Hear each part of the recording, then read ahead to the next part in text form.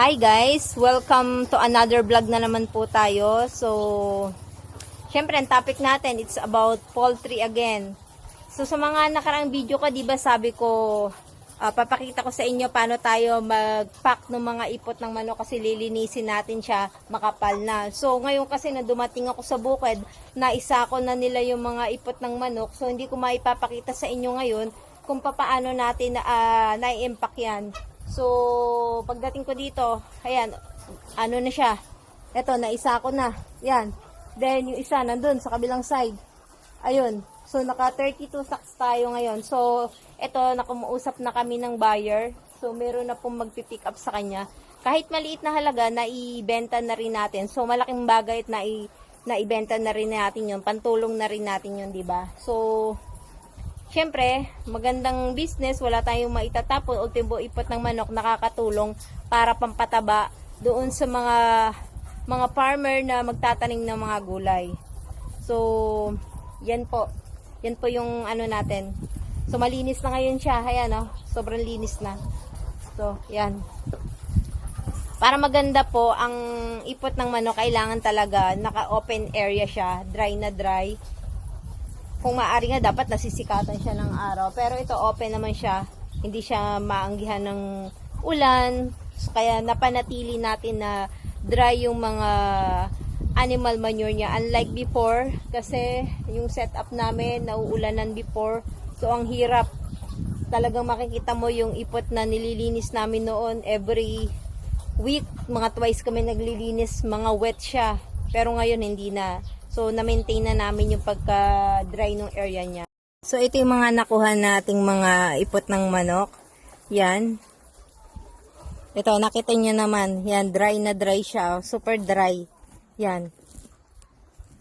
So, pipick upin ito.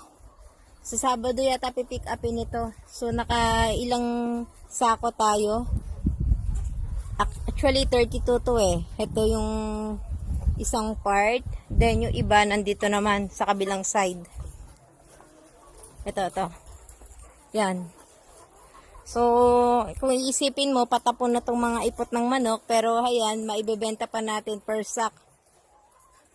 Magiging fertilizer to do sa gulay na itatanim. Yan. Kaya, malaki rin pakinabang yung mga ipot nila, wala tayong maitatapon. Kahit sabihin na nating murang halaga lang yan nabili, malaking bagay pa rin. So, yan, nilinisan na namin yung mga ano nila. Yan. Malinis na yan. Yan, hanggang doon. So, makikita nyo, konti na lang, kahapon lang yan na isa ko. So, konti pa lang yung mga ipot nila dyan. Tapos, nakikita nyo yung mga mamula-mula dyan. Yan yung binubudbud nating mga kusot. Hindi ipa ang nailagay namin ngayon. Ito ang nailagay namin. Yan, para iwas sa, para hindi mabaho yung ano natin, yung ipot ng manok.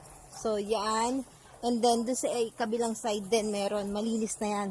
Nakaraan kasi, diba, sa mga nakaraang video ko, makapal yung mga ipot dyan. So, tingnan nyo ngayon, malinis na, diba?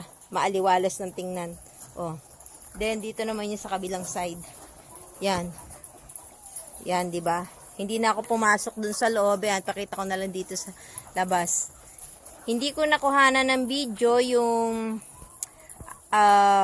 pagkuha nila ng dumi kasi wala ako dito pagdating ko dito sa manuka nakasakon eh. So, ito na siya. Yan. Kaya wala akong video na naisako siya. Pero makikita nyo naman na yan, ha? Dry na dry. So, magandang patabayan. Yan. So, mainit ngayon dito sa bukid. So, malaking pakinabang talaga yung fertilizer natin na yan. Wala tayong maitatapon. So, hay yung mga alaga natin. Nakapagbigay na naman po tayo ng idea regarding sa pagpo-poultry natin na wala tayong nasasayang dito, lahat napapakinabangan natin. So, I just want to share any ideas lang po na na-experience ko dito sa pagpo-poultry. So, sa mga na-inspired po na manood ng video ko, sana po may mga natututunan kayo. Hindi, kasi syempre, di ba, small business lang to. So, nagsimula ako sa walang alam, hindi sa nagmamarunong or nagmamagaling.